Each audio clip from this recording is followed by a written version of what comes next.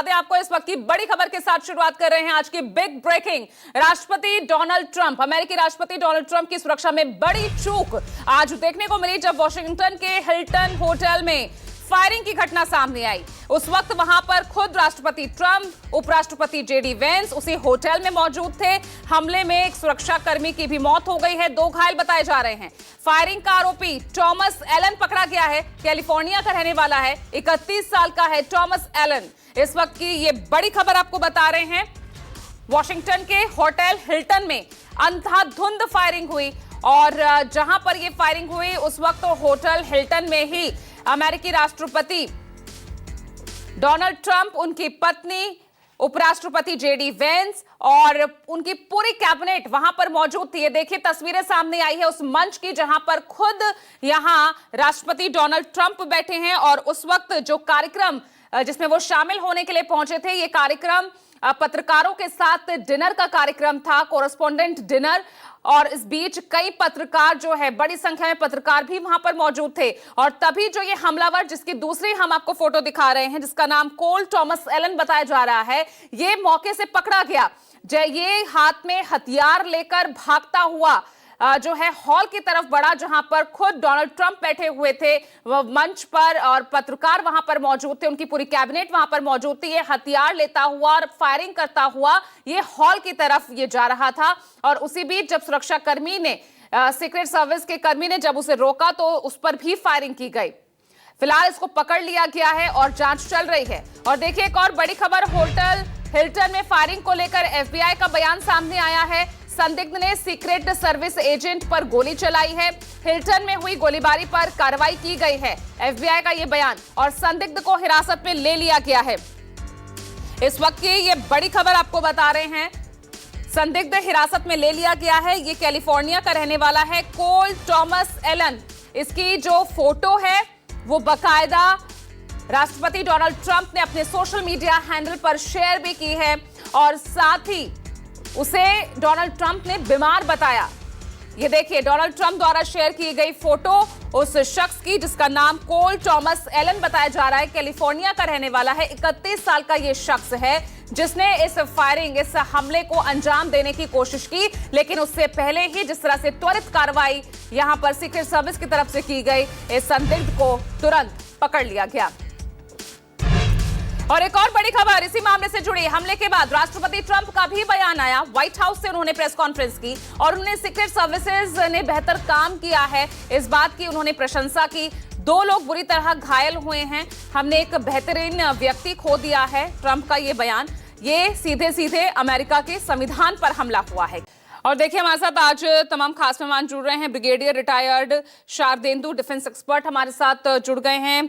Colonel retired TP Tyagi ji, defence expert, वो भी हमारे साथ चर्चा के लिए आ गए हैं। और साथ ही डिप्टी एडिटर ऑफ न्यूज़ 24 मेरे साथ मेरे वरिष्ठ सहयोगी संजीव त्रिवेदी भी हमारे साथ आ गए। संजीव, अभी फिलहाल सिलसिलेवार तरीके से अब मैं पूरा घटनाक्रम आपसे समझना चाहूंगी। लगातार आप इस खबर पर नजर बनाए हुए हैं, क्या हुआ, कैसे इतना मजबूत सुरक्षा घेरा तोड़कर वो शख्स जो है हथियार लेकर घुसने की कोशिश कर रहा था और अब क्या ताजा स्थिति है, क्या जानकारी उस हमलावर के बारे में मिल पाई है?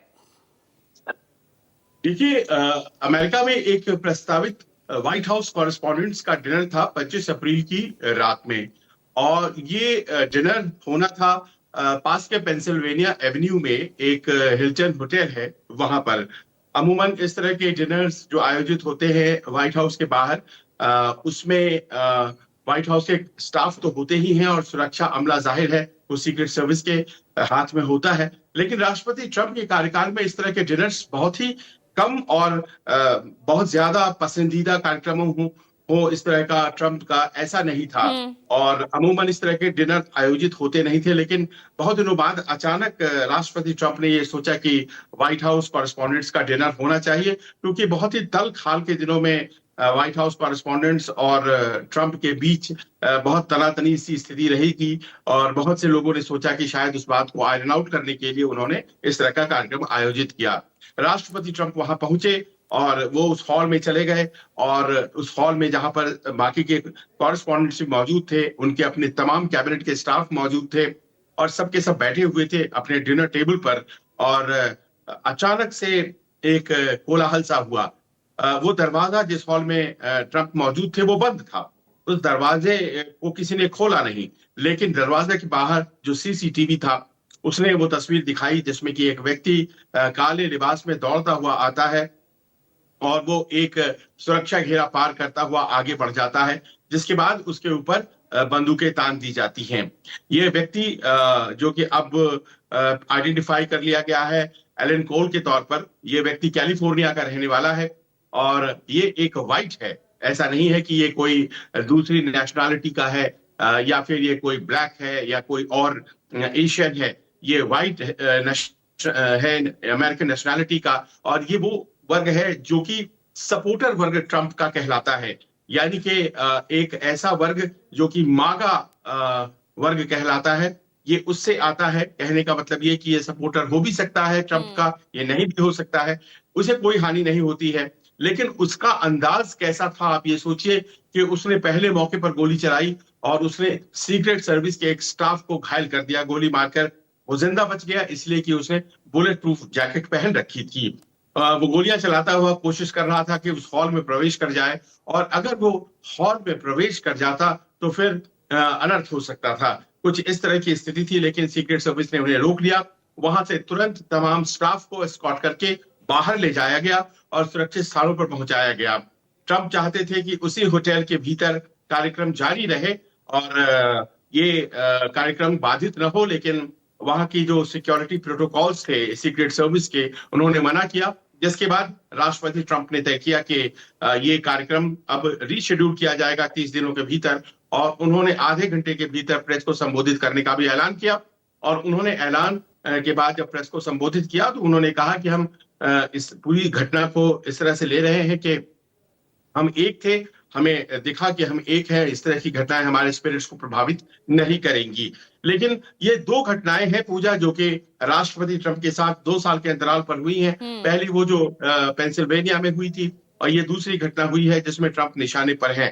हाल के दिनों में ऐसा देखा जा रहा है कि ईरान युद्ध ने अमेरिका में जो ओपिनियंस है उसको पूरी तरह से डिवाइड कर दिया है, और एक ऐसे देश के तौर पर अमेरिका सामने आ रहा है इसमें पाया जा रहा है कि बहुत से लोग अमेरिकी राष्ट्रपति की नीतियों से खफा हैं। आपको याद होगा नो किंग्स प्रोटेस्ट अभी पिछले दिनों हुए थे। अमेरिका के ज्यादातर शहरों में ये नो किंग्स प्रोटेस्ट होकर साबित किया गया था कि दरअसल अमेरिका की जो नीतियां है, राष्ट्रपति ट्रंप की जो नीतियां है मिडिल ईस्ट में, उसके लिए आखिरकार हम बहुत ज्यादा सहमत नहीं है। और सबसे बड़ी बात यह है कि एक ऐसा वार लड़ा जा रहा है जो कि इजराइल का वार है, हमारा वार तो है नहीं। और इन नीतियों के बाद राष्ट्रपति ट्रंप की जो पॉपुलैरिटी रेटिंग्स थी वो भी काफी नीचे आई है। तो ऐसा लग रहा है कि ये एक ऐसा अटैकर था जो बहुत सुनियोजित, बहुत प्रायोजित किसी बड़े ग्रुप का हिस्सा नहीं है।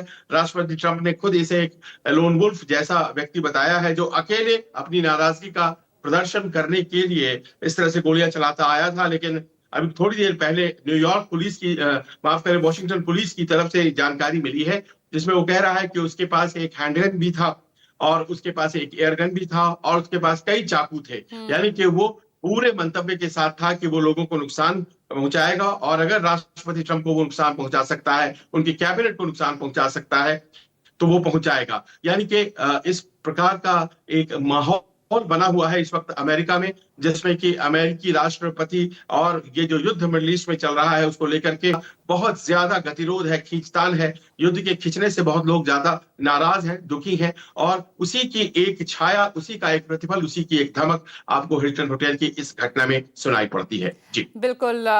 यहाँ पर इस वक्त बहुत सवाल यहाँ पर खड़े हो रहे हैं। टीपी त्यागी सर, आप आकलन कर पा रहे हैं ये हमलावर आखिर किस इरादे से अंदर घुसा? इतने हथियारों के साथ, यानी पूरी प्लानिंग की गई थी कि उसने ये कार्यक्रम जो है चुना हमले के लिए। मकसद क्या हो सकता है उसका, कि वो वाकई डोनाल्ड ट्रंप को ही निशाना बना रहे थे या सिर्फ एक डर का माहौल बनाने की कोशिश की गई थी? क्या आप समझ पा रहे हैं? देखिए, डर का माहौल बनाने की कोशिश की गई होती तो फिर उसकी गोलाबारी में एक सुरक्षाकर्मी मारा क्यों जाता, 2 सुरक्षाकर्मी गंभीर रूप से घायल क्यों होते? नंबर 1। नंबर 2, अगर वो अपनी हथियार लेके, अपना ग्रेनेड लेके, चाकू लेके इन सब चीजों को लेके घुसा है, तो वो डोनाल्ड ट्रंप को केक देने तो आया नहीं होगा। यानी कि निश्चित बात है कि वो एक इरादे से आया और मारने के इरादे से आया। वहां तक नहीं पहुंच पाया, वहां पहुंचना चाहता था लेकिन दरवाजा शायद नहीं खुल पाया, इस वजह से वहां तक नहीं पहुंच पाया। तो इसमें तो कोई डाउट नहीं है कि वो जो भी व्यक्ति था वो डोनाल्ड ट्रंप को मारना चाहता था, इसमें कोई डाउट नहीं होता। और इसमें ये भी नहीं कह सकते कि साहब वो वहां पे जेडी वेंस को या विटकॉफ को मारने आया था, नहीं, डोनाल्ड ट्रंप को। डोनाल्ड ट्रंप को क्यों? अब ये काम ऐसा भी नहीं है जो पहली बार हुआ है, इससे पहली बार डोनाल्ड ट्रंप के साथ भी हो चुका है और अमेरिका में भी हो चुका है। अमेरिका में तो गन कल्चर इस कदर व्याप्त है कि वहां तो हर 15वें दिन कोई ना कोई ऐसी घटना होती है, लेकिन वो इनडिस्क्रिमिनेट फायरिंग होती है, वो जनरली डिस्क्रीट फायरिंग नहीं होती। और डोनाल्ड ट्रंप पे पहले भी हो चुका है, जब इलेक्शंस के दौरान में उनके कान के पास से गोली लग के गुजर गई थी, और उसके बाद भी जब वो गोल्फ कोर्स में थे तब भी हुआ। अब अगर हम ये सोचें कि ये आदमी कौन था, वैसे तो ये वाइट है, ये किसी दूसरे देश का तो है नहीं, अमेरिका का ही है। अब अमेरिका का अगर है तो इसने क्यों जो गोली चलाई, क्यों? उसके दो कारण हो सकते हैं। एक कारण तो वो जो ज्यादा प्रबल है वो ये कि डोनाल्ड ट्रंप की पॉपुलैरिटी अमेरिका में इतनी गिर रही है, जितनी नहीं गिर रही है जितनी वहां के मीडिया ने गिरा दी है। यही कारण है कि डोनाल्ड ट्रंप कहते हैं कि ये जो तुम्हारा वॉशिंगटन पोस्ट है और न्यूयॉर्क टाइम्स है, ये तो रद्दी है, ये किसी काम के नहीं है, क्योंकि वो आज की तारीख में ईरान को ज्यादा ताकतवर दिखा रहे हैं, अमेरिका को कमजोर दिखा रहे हैं। बार बार ये बताते हैं कि ईरान के पास तो पता नहीं कौन सी एक मिसाइलों की ताकत है जो आजन्म उसके पास बढ़ती ही रहेगी। तो इस किस्म की सिचुएशन है। दूसरे, उन्होंने अपने chief of the army staff, 2 general, अभी हाल ही में नेवी के एक सेक्रेटरी, इन सब को अचानक जब हटाया है तो उसके बाद में जो उनकी सेना के लोग हैं वो भी एक किस्म से उनके खिलाफ हो गए हैं। यानी कि ये सब चीजों ने इंडिकेट किया कि डोनाल्ड ट्रंप की पॉपुलैरिटी वहां पर गिर रही है। लिहाजा जो गिर रही है वो बड़े लोगों में गिर रही है। मैं ये नहीं कह रहा कि आम लोगों में गिर रही है। आम लोग तो मागा को मानते हैं, मेक अमेरिका ग्रेट अगेन, लेकिन जो बड़े लोग हैं वो उनसे गिर रहे हैं। उनकी वो जो I am doing everything and I am the God like situation की वजह से। तो एक कारण तो ये हुआ कि जो बड़े लोग हैं उन बड़े लोगों ने ही ये करवाया हो, एक पॉइंट तो ये उठता है। और दूसरा ये भी हो सकता है कि डोनाल्ड ट्रंप ने ही तो ऑर्डर दिया था सुलेमानी को मारने का, और तब उन्होंने लाल मस्जिद के ऊपर झंडा टांग दिया था कि हम बदला लेंगे। और फिर उसके बाद में आपने डोनाल्ड ट्रंप का ही स्टेटमेंट सुना होगा, उन्होंने कहा था कि अगर मैं खोमेनी को ना मरवाता तो खोमेनी ने मुझे मारने का प्लान बनाया हुआ था। यानी कि कहीं ऐसा तो नहीं कि जो आज देखने में ऐसा लग रहा है कि एज इफ ये व्हाइट मैन है तो अमेरिका का, लेकिन किसी तरह से ये ईरान की तरफ से फंडेड हो और ये काम कर रहा हो, क्योंकि ईरान भी डोनाल्ड ट्रंप के पीछे हाथ धो के पड़े हुए हैं। तो हो तो कुछ भी सकता है, ये शायद जब सारी इंक्वायरी और इसीलिए और कहीं ना कहीं ये आकलन खुद डोनाल्ड ट्रंप को भी हुआ, शार्देंदु सर, और इसीलिए उन्होंने बकायदा पहले जो है इस हमले के कुछ ही मिनटों बाद अपने सोशल मीडिया हैंडल से पोस्ट किया। वहां पर वो मौजूद रहना चाहते थे, कार्यक्रम जारी रखना चाहते थे, लेकिन सिक्योरिटी प्रोटोकॉल के चलते उन्हें वहां से निकलना पड़ा। लेकिन फिर व्हाइट हाउस पहुंच के सीधा प्रेस कॉन्फ्रेंस की।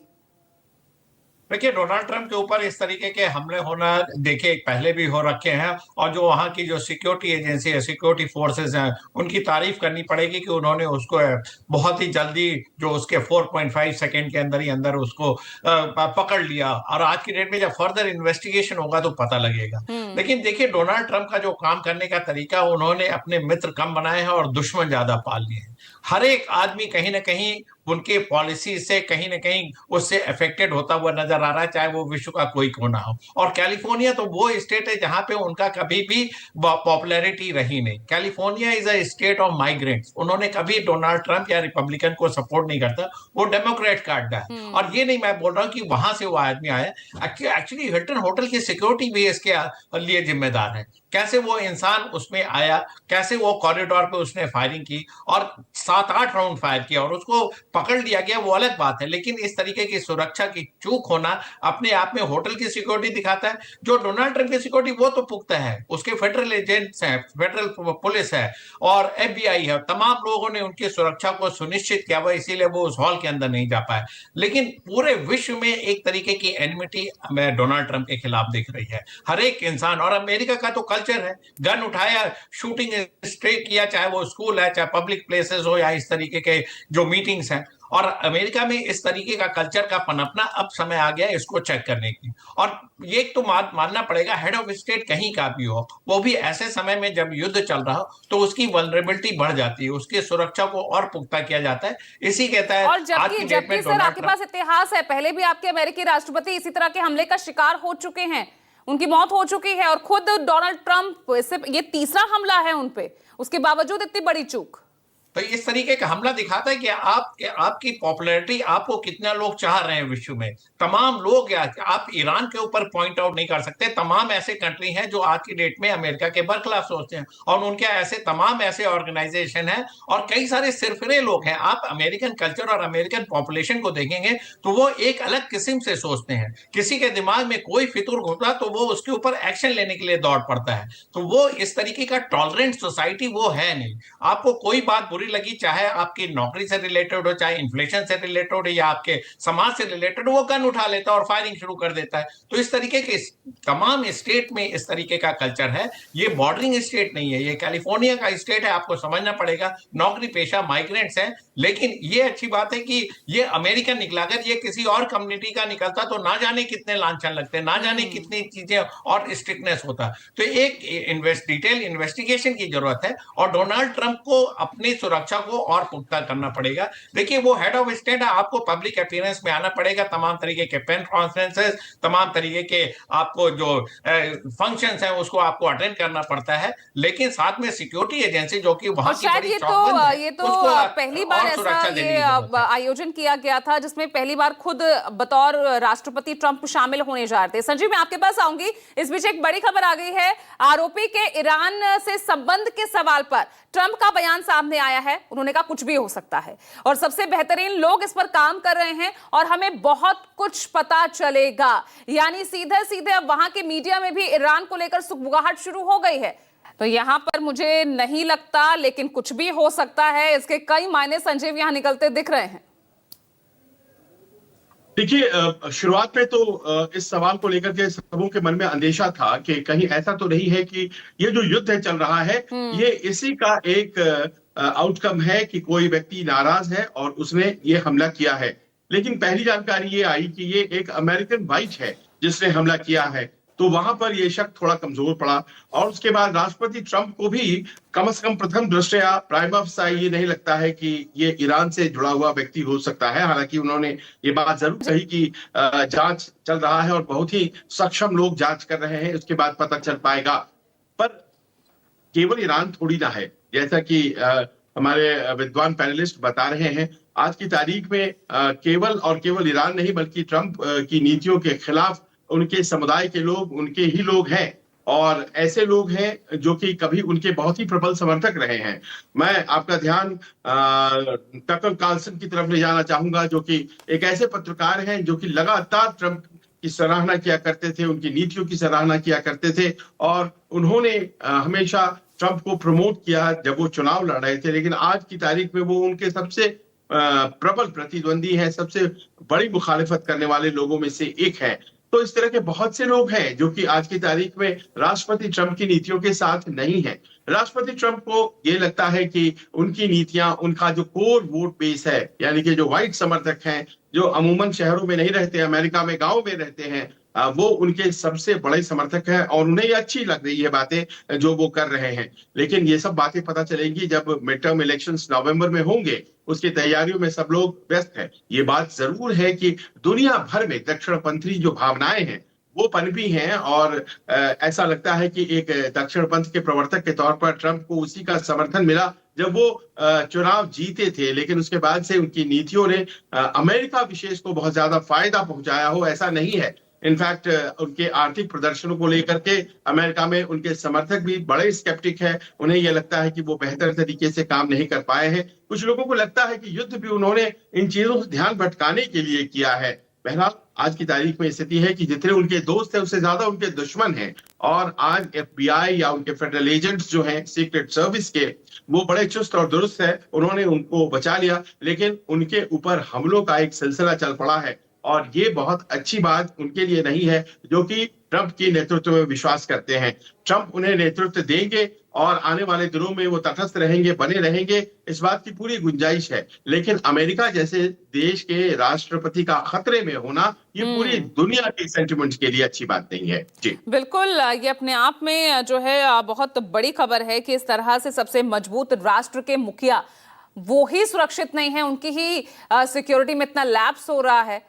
और देखिए इस बीच एक और बड़ी खबर आ गई है वॉशिंगटन फायरिंग को लेकर। प्रधानमंत्री नरेंद्र मोदी उन्होंने भी पोस्ट किया है जिसमें वो लिख रहे हैं, राष्ट्रपति ट्रंप के सुरक्षित होने की खबर से राहत मिली, लोकतंत्र में हिंसा का कोई स्थान नहीं है, इसकी स्पष्ट रूप से निंदा की जानी चाहिए। सभी के सुरक्षित होने की खबर से राहत मिली, ये देख सकते हैं आप प्रधानमंत्री नरेंद्र मोदी का ये एक्स पोस्ट जिसमें फायरिंग की घटना को लेकर वो लिख रहे हैं, relieved to learn about President Trump, the first lady and the vice president are safe and unharmed following the recent security incident at a Washington DC hotel।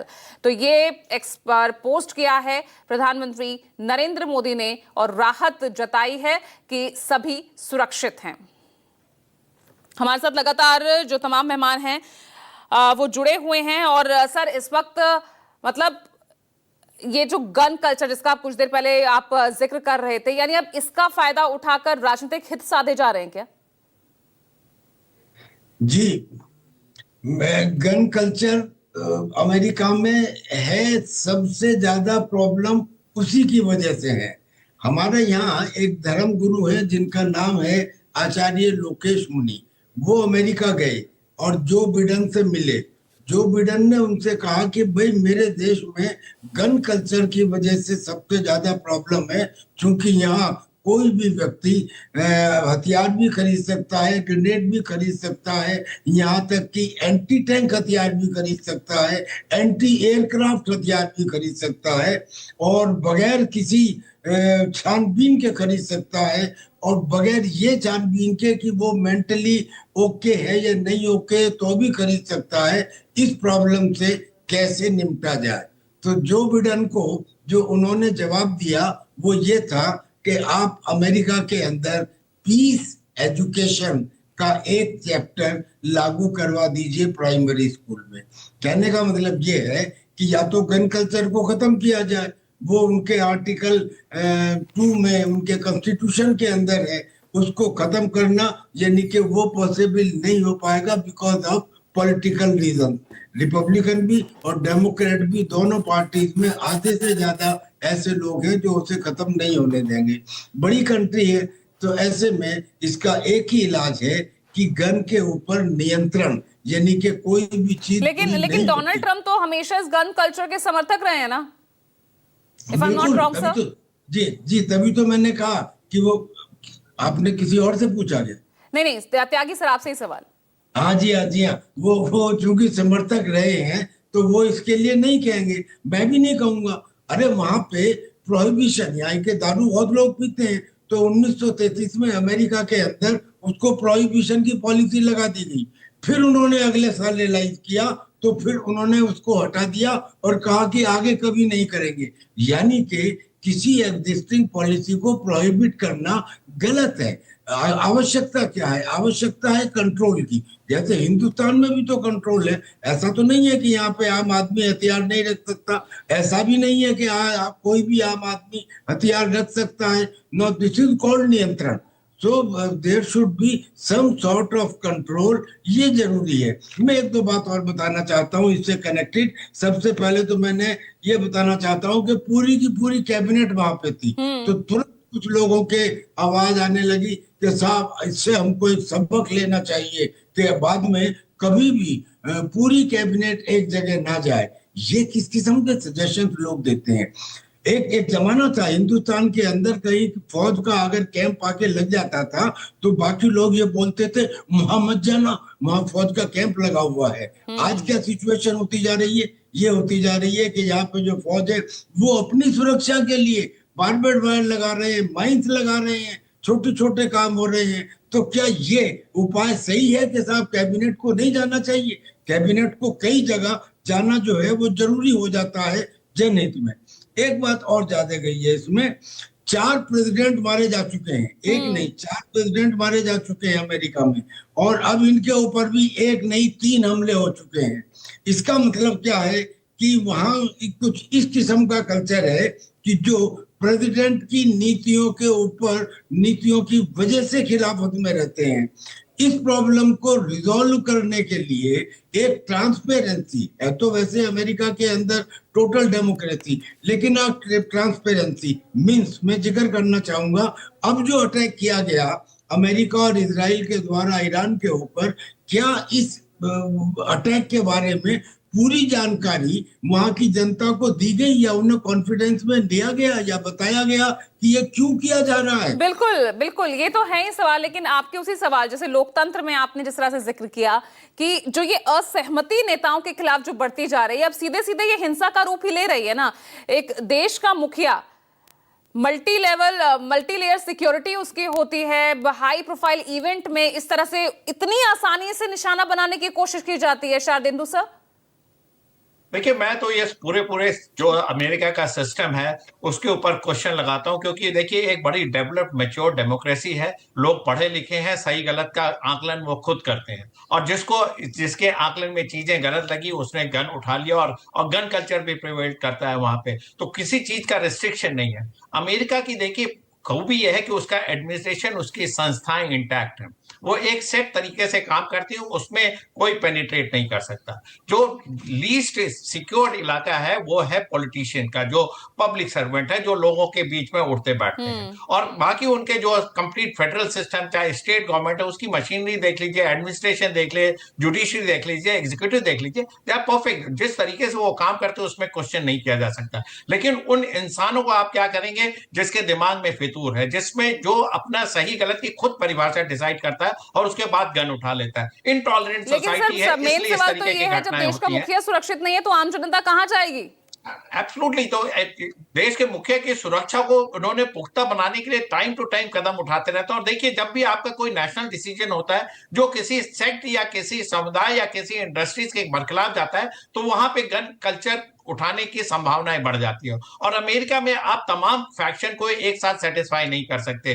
Pure democracy है, कुछ लोग आपके सपोर्टर होंगे, कुछ नॉन सपोर्टर होंगे, कई आपकी policy सहमत होंगे, कुछ नहीं होंगे, और आपने पूरे विश्व में इतनी जगह इंटरफेयर कर रखा है। और अमेरिका में तमाम तरीके के इमिग्रेंट्स वहां पे हैं, आपके लोकल नेटिव्स हैं, इमिग्रेंट्स हैं, तो तमाम तरीके का डिस्कशन और व्याख्या और एक कॉन्सेप्ट वहां प्रिवेल करता है। और इसीलिए जब आप गन कल्चर की तरफ जाते हैं तो वो गन उठा के चाहे वो कहीं भी फायरिंग कर देता है। इस बार टारगेट पे डोनाल्ड ट्रंप और वहां पे उनकी कैबिनेट रही है, ये अनफॉर्चुनेट रहा है। तो मेरा मानना है कि वहां पे इस तरीके की चीजें आगे आने वाले दिनों में और बढ़ेंगी, क्योंकि एक डिससेटिस्फैक्शन सेट इन हो रखा है। आपने ईरान वॉर का जिक्र किया, ईरान वॉर से सबसे ज्यादा तो अमेरिका ही अफेक्टेड हो रहा है, क्योंकि आम लोगों के लिए गैस और रूटीन की चीजों का जो इन्फ्लेशन है वो बढ़ता चला जा रहा है। जिस तरीके से प्रोटेस्ट हो रहे हैं, जिस तरीके से उनकी पॉपुलैरिटी नीचे जाती जा रही है, आम नागरिकों में एक रिसेंटमेंट आता जा रहा है। आपने मनमर्जी किए, आप अपने अमेरिकन कांग्रेस को भी कॉन्फिडेंस में नहीं लेते, तो तमाम तरीके की जो ट्रांसपेरेंसी जिसके लिए अमेरिका जाना जाता था आज की डेट में वहां है नहीं। वहां पे वन मैन शो चल रहा है, आप अपने सेक्रेटरीज को सैक कर देते हैं, आप अपने चीफ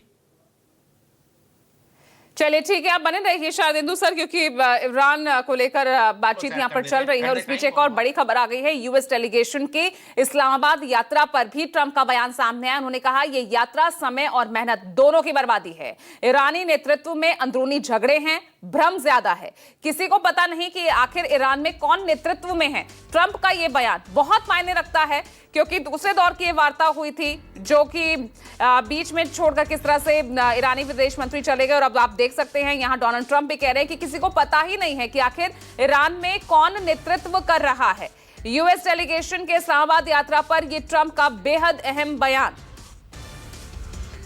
और संजीव हमारे साथ लगातार बने हुए हैं। संजीव, इससे पहले तो लग रहा था, जब बयान आया था ट्रंप कह रहे थे कि ईरान फोन पर भी बात कर सकते हैं, लेकिन अब कह रहे हैं कि वो यात्रा दोनों ही टाइम की बर्बादी है।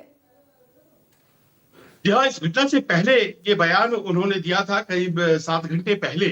और उन्होंने वो जो यात्रा आज शुरू होने वाली थी, स्टीव विटकॉफ और जेरेड कुशनर, ये दोनों वार्ताकार इस्लामाबाद आने वाले थे, उसके पहले उन्होंने तय कर लिया कि वहां जाने की कोई जरूरत नहीं है। हाँ। क्योंकि ईरान ने अपने प्रतिनिधि को भेज दिया और वहां पर प्रतिनिधि आए और पाकिस्तानियों से बात करके वो चले भी गए।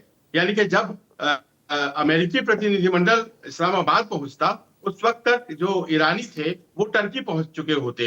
लिहाजा राष्ट्रपति ट्रंप ने यह सोचा कि इस तरह से वार्ता तो हो नहीं सकती है, और उन्होंने वार्ता को कैंसिल कर दिया। और ऐसा लगा जैसे कि गतिरोध जो है वो बरकरार है।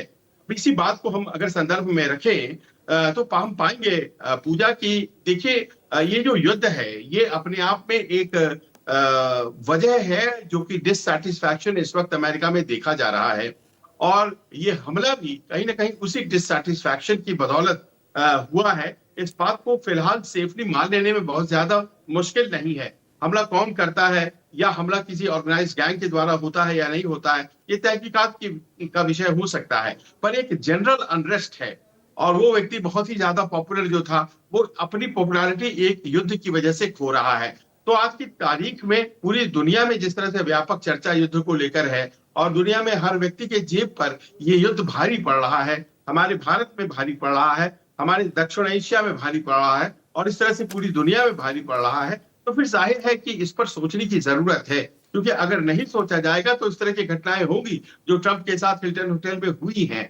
ये युद्ध क्या तार्किक है? ये युद्ध क्या खत्म हो जाना चाहिए? यह युद्ध क्या किसी व्यक्ति को दबाने की कोशिश है, या फिर ये युद्ध ऐसा है जो कि केवल हथियारों के सप्लाई को और सौदे को और बेचने को लेकर के किया जा रहा है? इंडस्ट्रियल मिलिट्री कॉम्प्लेक्स जो अमेरिका का है उसे सेटिस्फाई किया जा रहा है। ये तमाम सवाल आज इस युद्ध के 50 से 60 दिन पूरे होने जा रहे हैं, उस वक्त उठ गए हैं। इस तरह के अगर युद्ध होंगे तो फिर सिर पैर के ये घटनाएं और कुछ सिरफिरे व्यक्ति इस तरह से सामने आते ही रहेंगे। तो मूल में जो प्रश्न है पूजा, उसे एड्रेस नहीं किया जा रहा है। युद्ध अगर खत्म होता है तो सबका फायदा है। इस बात को एड्रेस राष्ट्रपति ट्रंप खुद नहीं कर रहे हैं, और उनकी जिद की वजह से इस तरह की घटनाएं हो रही हैं। लेकिन it's such a negative vibe sir, इसे हम यही कहेंगे ना। आप ईरान के नेतृत्व पर सवाल उठा रहे हैं, आप सवाल उठा रहे हैं कि कौन वहां पर चला रहा है, इसको कुछ पता नहीं है। आपकी ये जो ये यात्रा है, ये मेहनत और समय दोनों की बर्बादी है। तो आगे तो फिर कुछ नहीं दिख रहा कि इस जंग का कोई समाधान निकलेगा भी या नहीं। बहुत सिंपल कानून है पूजा। त्यागी सर से संजीव त्यागी सर से मेरा सवाल। जी सर, आपको ध्यान होगा कुछ समय पहले ईरान के प्रेसिडेंट पेजेश्कियन ने ये कहा था कि हम अपने नेबरिंग कंट्री से माफी मांगते हैं, हम उनके ऊपर अटैक नहीं करेंगे। हाँ। उसके तुरंत बाद क्या हुआ? IRGC ने कहा कि देखिए ये जो पॉलिटिकल लीडर्स हैं, चाहे इसमें पेजेश्कियन हो या आरागची हो या पार्लियामेंट के स्पीकर हो कालीबाफ, ये सब पॉलिटिकल लीडर्स हैं, और पॉलिटिकल लीडर्स को 2 विषयों के ऊपर बोलने का कोई हक नहीं है। पहला विषय तो है विदेश नीति, और दूसरा विषय है देश की सुरक्षा। इन 2 विषयों के ऊपर जो अंतिम अधिकार है वो IRGC को है या फिर सुप्रीम कमांडर को है। अब इतने कहने के बाद जो सुप्रीम कमांडर है, दुनिया जानती है कि वो डिसेबल्ड हैं और वो कोई काम नहीं कर रहे हैं, सिर्फ उनके नाम पे काम किए जा रहे हैं। यानी कि नाम पे काम कौन कर रहा है? IRGC।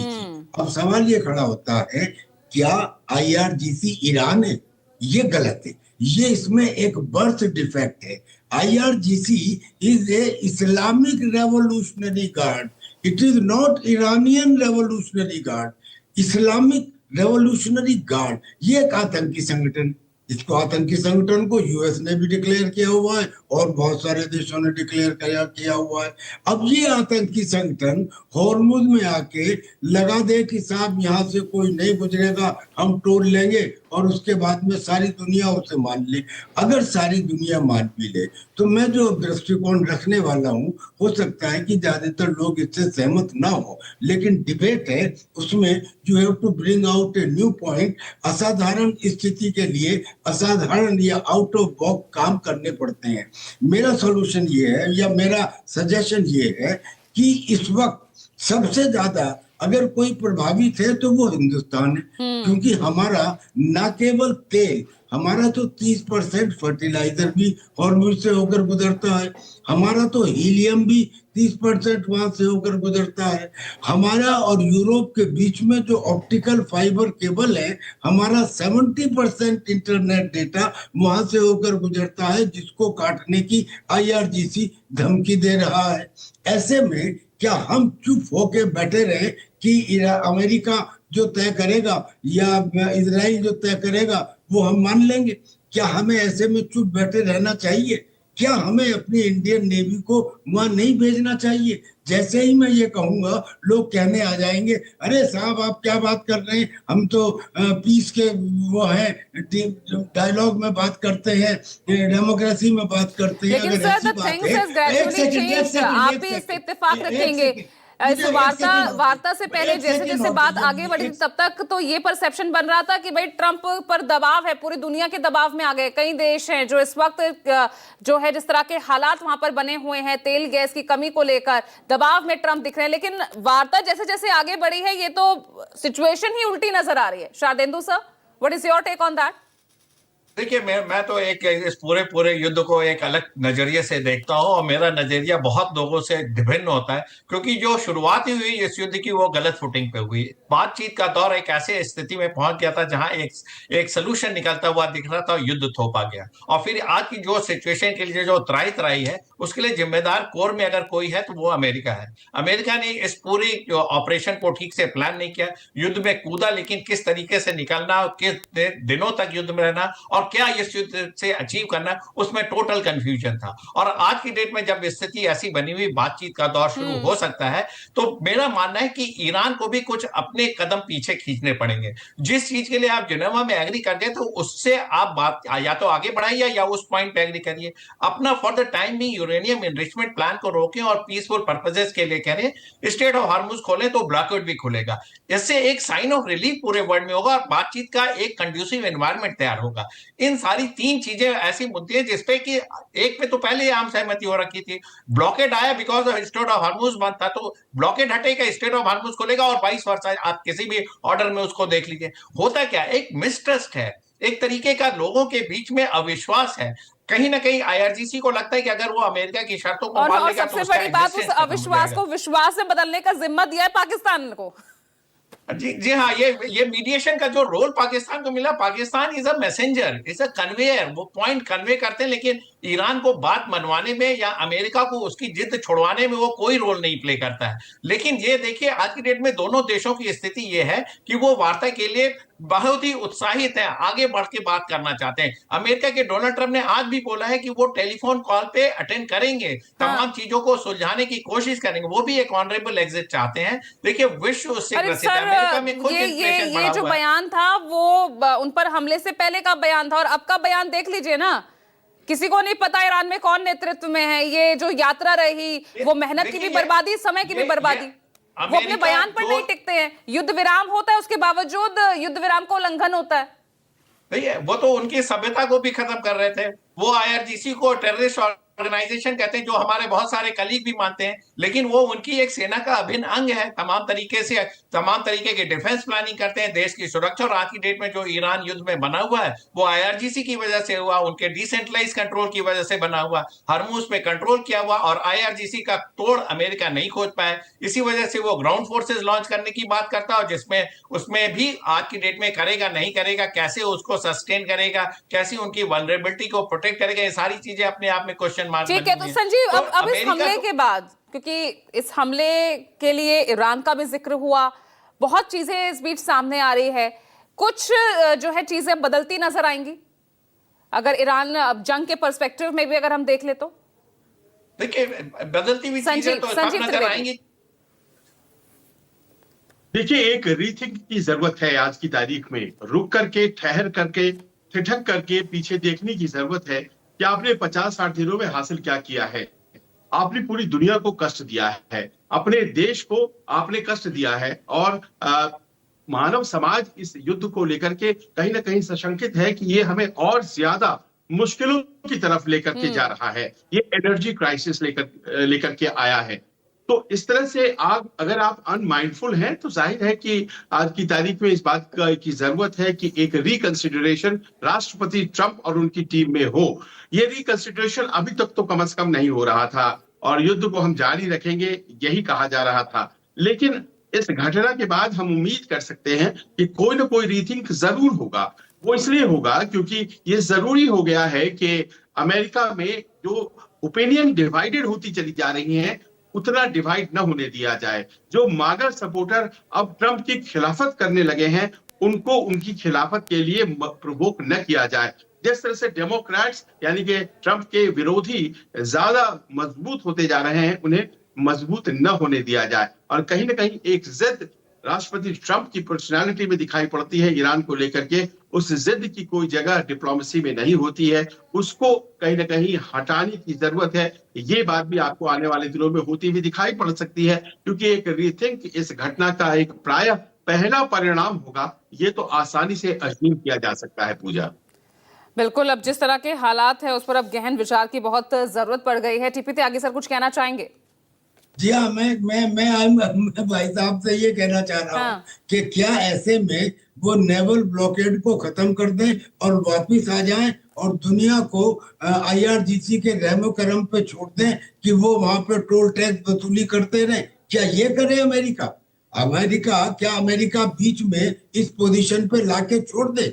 मेरी ये समझ में नहीं आता। गलती हो गई, ठीक है, हो गई, जो हो गई उसके लिए जो पनिशमेंट देना है देते रहना। लेकिन अब जहां तक यूरेनियम का सवाल है, यूरेनियम के लिए ट्रंप को झुक जाना चाहिए। लेकिन एक बात तो जरूरी है कि स्ट्रेट ऑफ हॉर्मुज को खुलवाना अब अमेरिका की जिम्मेदारी है, और हिंदुस्तान को भी आगे बढ़ के वॉलंटरीली इसमें कहना चाहिए हम भी आपके साथ हैं, क्योंकि हम अफेक्टेड हैं और हम आईआरजीसी को एक आतंकी संगठन मानते हैं, और हम इस बात में यकीन करते हैं कि जो नेचुरल वाटर वे हैं वो खाली रखने चाहिए, फ्री होने चाहिए। अन्यथा मलक्का स्टेट में भी, जिब्राल्टर स्टेट में भी और ताइवान स्टेट में भी लोग अलग अलग टोल लगाने लगेंगे, जो पूरी दुनिया में एक जंगल राज को जन्म देगा। लिहाजा ऐसे में हम सबका इकट्ठा होके स्टेट ऑफ हॉर्मुज को खुलवाना जरूरी है। बाकी जो शर्तें हैं कि साहब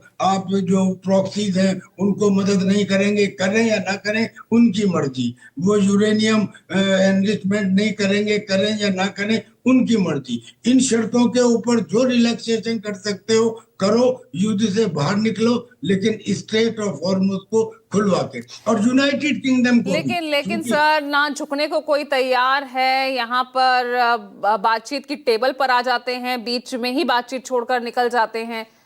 इंडिया तो नया है ना, मैंने अभी तक मेरा मानना है कि अरे भाई अगर हम इफेक्टेड है तो क्या हम चुप रहे? मुझे ये बताओ, सबसे ज्यादा तो हम इफेक्टेड है, और ना चाइना इतना इफेक्टेड है, ना कोई दूसरा कंट्री इफेक्टेड है। हम इफेक्टेड है, आज नहीं दिखाई दे रहा। हमारी दूरदृष्टि की वजह से हमने समहाउ मैनेज कर लिया। आने वाले समय में तो ये नासूर बनने वाला है, जो प्रॉब्लम ऑलरेडी क्रिएट हो गई। देखिए मेरा मानना है कि जो हिंदुस्तान की पॉलिसी है, जो फॉरेन अफेयर्स की जो एमईए का जो रोल है, वो अपने आप में एक अप्रिशिएबल रोल है। जब तक ईरान या अमेरिका या दोनों देश हमसे मध्यस्थता के लिए नहीं बोलते, तब तक हमें इसमें नहीं पड़ना चाहिए। हमारा ईरान भी दोस्त है, हमारा बहुत बड़ा इन्वेस्टमेंट वहां हुआ है, और हमारे नॉर्थ साउथ कॉरिडोर और सेंट्रल एशियन रिपब्लिक और मिडिल ईस्ट और यूरोप की मार्केट का जो रास्ता हमने एक स्वप्न देखा था और एक जो प्लान इसीलिए बनाया था, हमारे दो उसके जहाजों उसकी पे गोली जरूरत मार है। दी गई। और अमेरिका भी हमारा बहुत बड़ा एलाई रहा है, लेकिन क्या इंडिविजुअल व्यूज को आप किसी कंट्री पे थोपने की कोशिश करेंगे? जो हिंदुस्तान ने आज की डेट में हमास को टेररिस्ट डिक्लेयर नहीं किया है, टेररिस्ट ऑर्गेनाइजेशन नहीं डिक्लेयर किया, क्या किसी एक इंडिविजुअल व्यक्ति के कहने से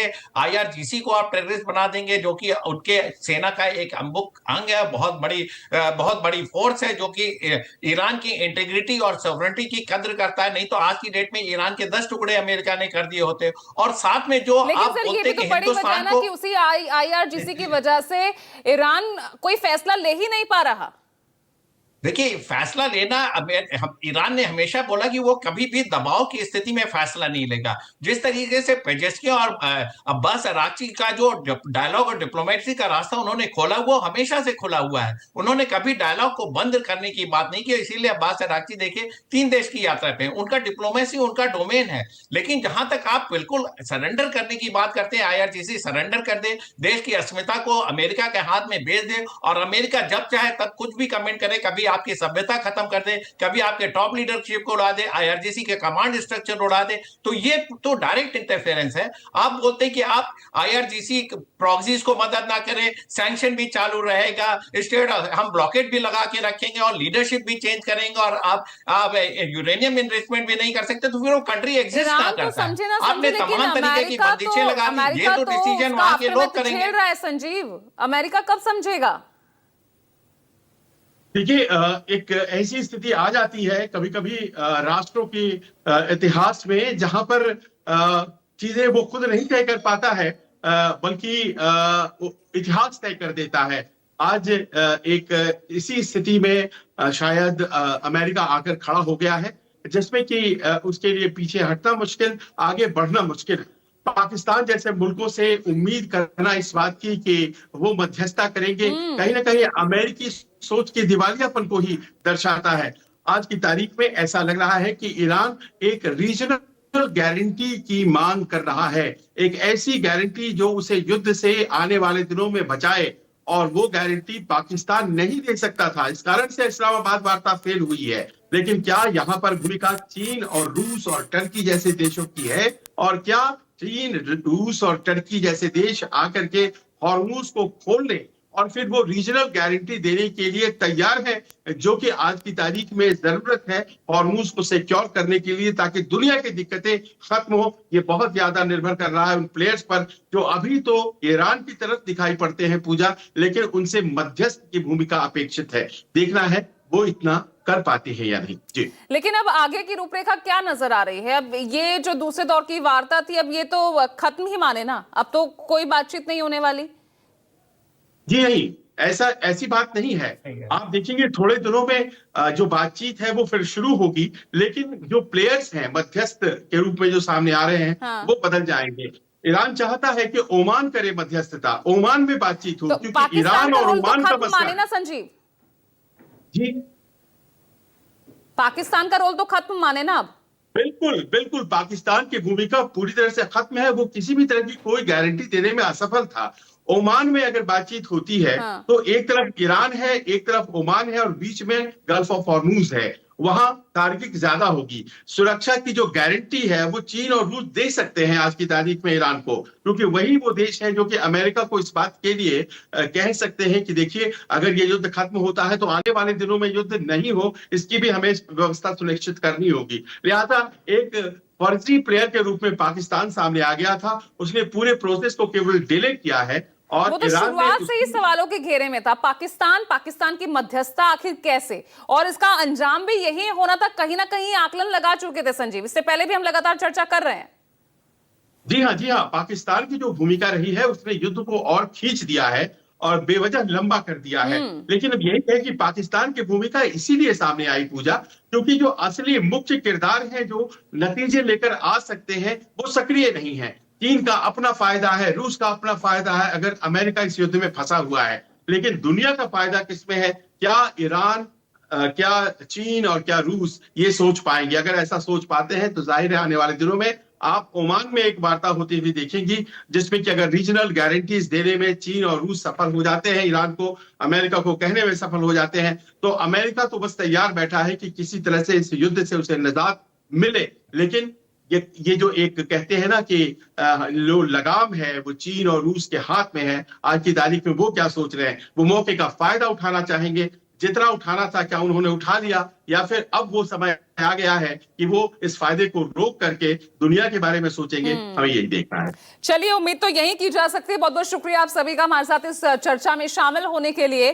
तो फिलहाल लगातार अपडेट्स आपको इस खबर से जुड़ी हुई बाल बाल बचे हैं आज अमेरिका के राष्ट्रपति डोनाल्ड ट्रंप, और इस बीच ईरान को लेकर भी उनका एक बहुत महत्वपूर्ण बयान सामने आया है, जिसमें उन्होंने जो ताजा जो वार्ता चल रही थी इस्लामाबाद में उसको सीधे सीधे समय और मेहनत की बर्बादी बताया। वैसे में क्या अगली रूपरेखा होगी, अगली बातचीत की, अगली मुलाकात की, वो देखना होगा। एक छोटा सा ब्रेक ले रहे हैं, खबरें लगातार जारी है।